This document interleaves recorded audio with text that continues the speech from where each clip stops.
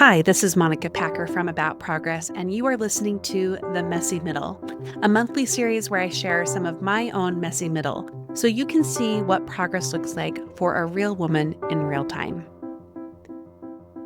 I always start this episode with the What's Happening segment where I share what's happening around the Packer household.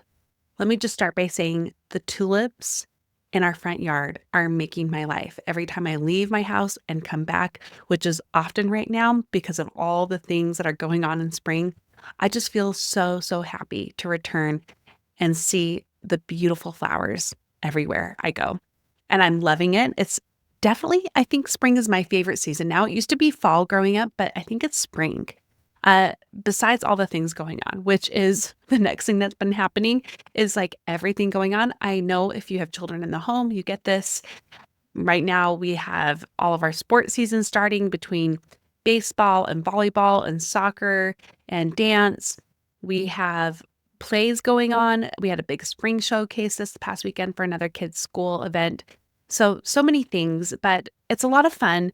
It's just hard to manage because we have one car, and I'm glad we still have one car. We almost thought about getting a second one, but really when it's just spring, that is the hardest, and fall can be too sometimes with other sports, but it's mostly spring. I'm like, I think we can continue to do this. And the one thing that really helps is my second oldest transferred his comp baseball team to a more local one, and the practices are local, and the tournaments are mostly local too. The games are more local, so that makes it a ton easier. And another son decided to not do baseball anymore and to do volleyball instead, and that's just been more manageable for us. So in some ways, it's been more manageable, but it's still pretty insane. Like there's so much going on. And one of the things that has helped me a lot is I've just needed to really own that I can't do it all, and I have to make significant trade-offs. And that's always hard to do in real time. But every time I just own my limitations of this being a chaotic time, and I simply say what matters the very most and what absolutely has to be done and what can be let go in a moment. And also, as I'm planning out my week or my day, then I'm better able to lean in and be okay with it all. One of the things we did do is we got a fence installed along the back side of our backyard, or the side of our backyard, rather. When you look out to our backyard from the house, our backyard is like a baseball diamond shape with the home plate being my kitchen. And so it gets wider as it goes out. And we've had this long fence along the side that has been a chain link fence with their neighbor. And they have several dogs that are, I know, nice, but they bark a lot and they come up close to the fence and they don't seem super friendly, even though they keep it like I promise they're okay, except they do have one dog. They're like, don't let your kids go by that dog. And I never know which one it is. So my toddler can now climb over a chain link fence, and he loves to go up to the fence and put his hand through. And we just finally got to the point where we're like, we just need to get up a real fence. So that's up. I just need to stain it. We did that last year to another fence/gate we installed on our driveway and on the other side of the house, also because of that toddler who loves to escape at all times. So I stained that, and it took longer than I thought, and I need to do that again. So that's coming up, as well as some garden prep. I was able to prep the garden somewhat, but I'm nowhere close to where I need to be, and that's one of the trade-offs I've had to make. I had to do it last year too, and things still grew mostly, and it was okay. So we're kind of going with that. If you are local to the northern Utah area, I highly recommend 42nd Street Greenhouse. My dear friend and neighbor, Cynthia Stringham, is the owner of it. And everything they curate is just so well done. It's a very small business that serves this community so well. So I mostly plant seeds in ground, but any seedlings I get, which are primarily tomatoes and some squashes, I get from her. And I also get other plants. Like I already got a bunch more ground cover we're trying to do in the front. And I am, as of today, starting my massive war on Morning Glory. The Morning Glory was something that I just chose to let go last year. We have like this area that's almost a field. I want to turn it into a meadow of sorts. But the Morning Glory took over, and I was just like, well, I'm going to make that next year's problem. And by the end of the summer, I was like, I really wish I hadn't made this next year's problem. And now it's the problem that I'm facing. And we're just finally learning, like we've been talking to all of our friends and our neighbors, and many of them are prolific gardeners. And we're like, what do you do about Morning Glory? And one of our friends said, the only way to get rid of morning glory is to move. I was like, yay. But another friend who is pretty anti-chemical in many ways was like, I hate to say it, but you need to get Roundup and spray those suckers. And I'm like, okay, especially because they're taking over all of our other plants, which isn't healthy for them too. So we're going to venture into that and see how it goes. And I'm also thinking about hiring this landscape consultant who works with like native plants and trying to be more drought tolerant to help her, to have her come and help me figure out what to do about these areas that we didn't plant sod because we were trying to save water. And we haven't planted plants because we also want to save water, but we also need to plant something and see what she says. So I think that's what's going to come up with that. I'm trying to think what else. I want, a lot of good things. So I think it's just time to share the highs and lows. The highs for me, we've just been on a ton of adventures this month, including we went to St. George for spring break. We were only able to be there for 3 full days. We went for 4 nights, but we got there on a Sunday evening and had to leave Thursday morning. So we were really only there for 3 full days. But I kept saying to Brad over and over, I'm so glad we came. It was so much work. The whole week leading up to it, I'm like, why do we do this? This is it's so much work to go anywhere as a family. But once we were there, I was so, so glad that we went. I ended up leaving like all of our lunch boxes in a cabinet, as well as some medicine and allergy medicine. So they're going to have to mail that all back to me. But I am overall just so glad we got to go.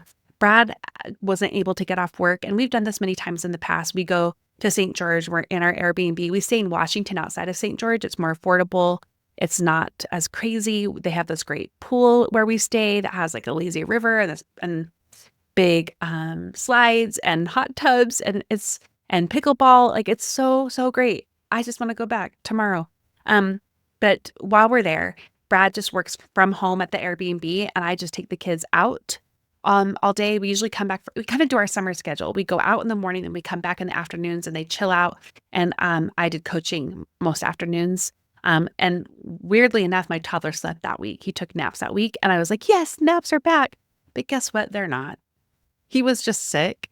And I didn't realize that until he had a bit of a runny nose, but I didn't realize that until after our trip when 2 kids got sick too. And I was like, oh, he was sick. That's why. So now he's back to not doing naps. So that's kind of a low, but I'm getting used to it. I'm accepting my limitations and I'm going to be making some more trade-offs that come with a toddler not napping anymore. But that's another conversation for another day. I know you've heard me talk about that enough.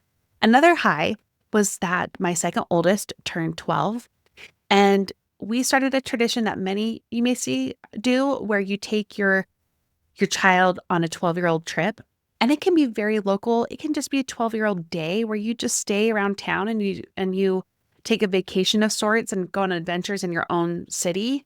It doesn't have to be expensive, but in this case, it's something that we save for, and we are so glad that we've been able to do it. With my oldest, I took her to Washington, D.C. to visit my parents who were on an LDS mission there, and I feel bad for her because that wasn't I had a 3-month-old baby who was not sleeping all night there. We woke up really late because we were jet lagged. And with the baby, we only had a few hours a day to go somewhere. We couldn't really spend money. We didn't have the money to do a big, big trip for her. We were trying to coincide it with a trip to my parents, so we could stay with them and make it more affordable. She did have a wonderful time. And we got to go to art museums and so many historical places that she loves. So it still was amazing. My second oldest got to go on a trip to LA and, he just got to do lots of fun stuff. And it was more expensive. So I kind of feel bad. I'm like, oh, I feel like we should do something else to make it so she has more of an adventure one too. But anyway, I think she's okay with it. And I told her, things even out eventually. But my second oldest went with Brad to LA and they went to Harry Potter and the Cursed Child, which they said was incredible. They went to the Holocaust Museum. They went to an Angels game. They also went to, Knott's Berry Farm. And they stayed with a friend one night. They got to visit 2 of Brad's sisters live there. So we got to visit them too. And they just had a total blast. And it was so fun to get the pictures and the videos from them on what they were doing. And so great to see my child's face. He started middle school this year and, middle school's rough and finding friends is rough. And I'm so proud of how much he's progressed and done and how well he's doing in school. But I think he just needed that, and I'm really, really glad he got to have that, and especially with Brad, because I got to go with my oldest, so he got to go with Brad. The lows, I just think not too many bad lows. Like, we're having a great month. Just it's busy. It's busy, and I'm always feeling behind. And trying to adapt to that is just something I'm trying to roll with. So not a terrible low, but that's a low nonetheless. That's it for the What's Happening segment. The next segment is the DSL update. DSL stands for the Do Something list. This is a list I created way back in 2016 that changed my life, and it's gone on to change hundreds of women's lives in our community. You can get a free training at aboutprogress.com/DSL. Just so you know, you can see ongoing updates of my DSL and how I'm doing this year by going to aboutprogress.com/MonicaDSL2025. We will link it in the show notes for you. Just a quick few updates from that. One of my items is I want to bake something new each month. This past month, I baked sourdough French bread, and it was great. Another thing I made was Cadbury cookie bars, and I just did it based off my normal cookie dough recipe that I like, and I just baked it in bar form with Cadbury eggs, those little hard eggs that I love so much. I just finished the last of them last night, and I was sad. Oh, by the way, Easter was great too. I forgot to say that. We smushed that in there as well. But that's another thing that I made. Another item we have on our list is to go on in-state adventures. We went to St. George, as I told you. We also went to Crossy Ranch in northern Utah. It was so delightful. Highly recommend it if you live here. We've always been to the Harvest Festival in the fall. This is our first time going in the spring, and it was just so wonderful. The crowds were smaller. A couple things were different, but you didn't mind that. Their donuts are as good as ever. We had a total blast, and that was all Brad. Brad was tracking that was up. The tickets were up for sale. He got them for us. He scheduled it all, and it was so great.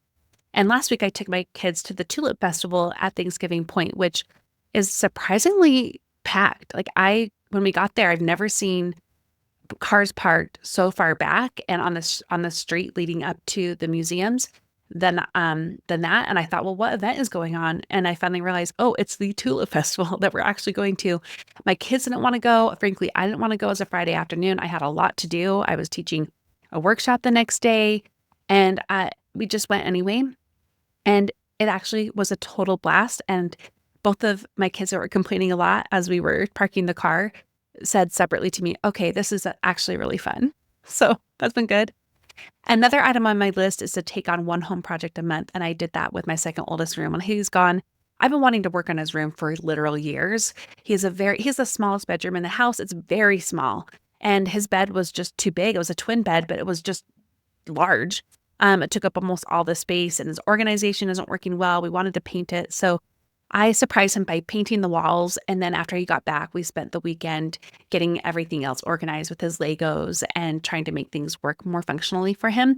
I still need to get some posters that he has framed. I'm just going to go to Home Goods and get some frames and hang those up. But beyond that, we're basically done. It feels so good.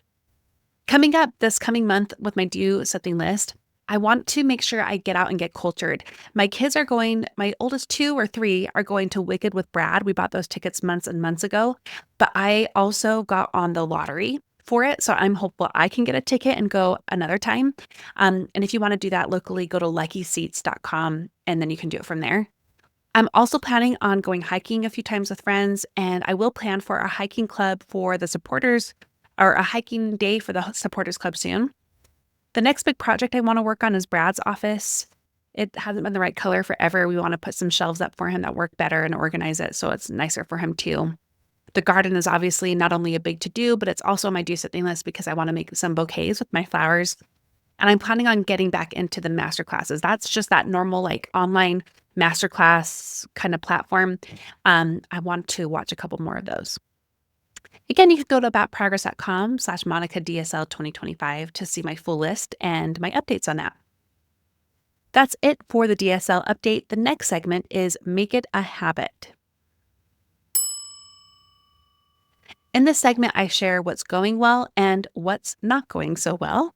What's going well is my weekly car wash habit and cleaning habit. So every Tuesday after school, for a while it was Monday, but now we have things on Mondays. Every Tuesday after school, when I pick up the kids, instead of going home, we go to the car wash, we go through the car wash, and then we all vacuum out the car together. And it takes less than 10 minutes all together. And the great thing about it is the car wash that we go to they have a free soda station. So my kids always get a free soda when they come. So they actually ask to make sure we're going. And I'm like, wow, why didn't I do this sooner? And I've just got to tell you, I've been always terrible about cleaning my car, washing it and both cleaning it inside. It just always had to be a last priority because I didn't know how, because it always took forever to do. But once I started to do it more regularly, what do you know? It's actually way easier to do. So that's been a newer habit for us and it's working really well. What's not going so well is kind of less like a particular habit, but more of like a habit of the mind. It's hard for me to be realistic about when I need to move on from doing a certain task. And I just get carried away from exercising to cleaning to cooking. I just want to be more realistic about that. So one thing I've been trying to do is I've been setting alarms for when I need to be done with something by. So that way I can move on to the next thing. And it's mostly just because I'm like scrambling.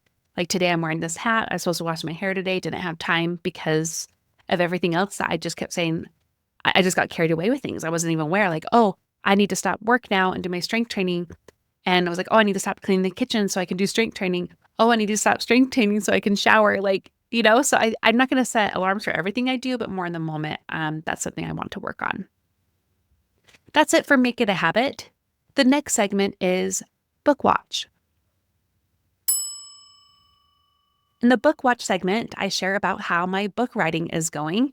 And if you were listening to last month, or maybe it was the last month before that, the messy middle, I shared that I was transitioning from writing a book to writing a book proposal and why I decided to do that, which the nutshell is before I thought the only way I could publish is self-publish. And with the guidance of a coach I hired, Miranda Anderson, she's great. I think she's right. And I need to try first to see if I can traditionally publish it. So the book proposal is cooking. It's coming along.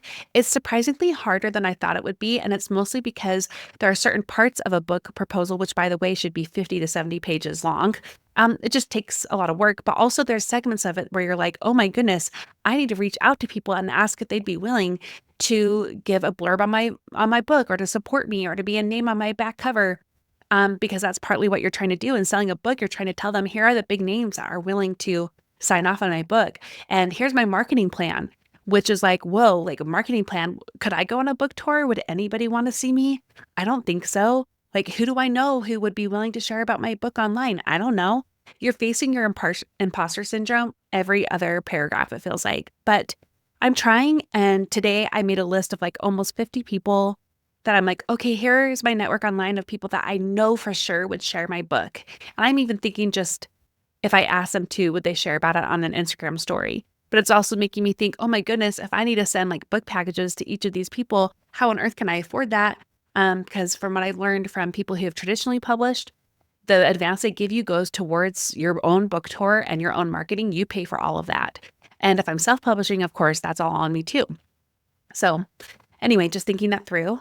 I did get a random email from a potential publisher next week. So last week, so I'm going to meet with them next week. And I also got a connection with a hybrid/traditional publisher that I'm going to check out soon. I'm going to meet with them.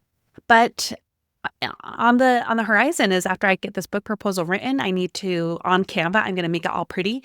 And then I need to start sending it out to agents. And it's a numbers game. They say you've got to do this to hundreds of agents. So I'm anxious about that, but I think it's the right plan. If you have any connections, let me know. And I'm just kind of settling in, realizing, I had hoped that I would be able to self-publish this book to be released January of 2026. And if I were still doing the self-publishing route, I think I honestly could have gotten to that point. But trying to go the traditional route first is just going to mean it's going to take longer. And I'm kind of settling in on that. That's it for the book watch. The next segment is what I'm loving lately. I'd like to share some things that I've been loving. And the first may be a little controversial. It's Female Founder, the podcast by Duchess of Sussex. Let me say it again. The Duchess of Sussex, Meghan Markle.